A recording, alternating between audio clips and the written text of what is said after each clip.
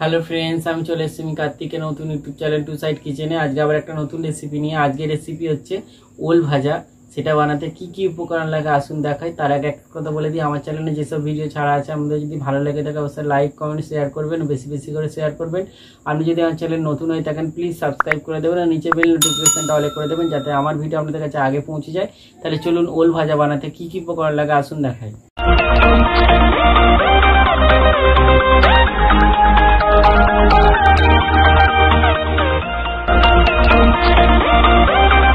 দেখুন, ওল ভাজা রেসিপিটা বানাতে কি কি উপকরণ লাগে দেখিয়ে দেবো। তার আগে একটা কথা বলে দিই, ভিডিওটা প্রথম থেকে শেষ অবধি দেখার অনুরোধ রইল। তাহলে চলুন রেসিপিটা শুরু করি। কি কি উপকরণ লাগে দেখিয়ে দিই। এখানে আমি ওলকে ডুমো ডুমো করে কেটে সেদ্ধ করে নিয়েছি।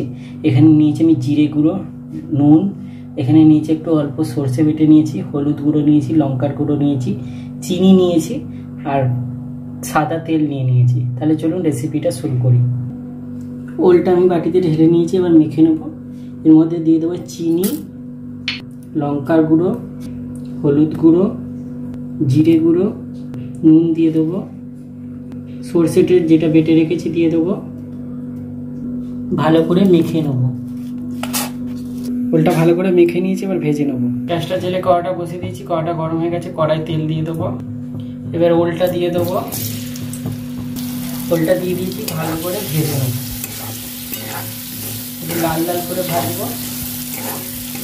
দেখুন আমার ওল ভাজা রেসিপিটা রেডি হয়ে গেছে, এটা আবার নামিয়ে নেবো। দেখুন আমার ওল ভাজা রেসিপিটা রেডি হয়ে গেছে।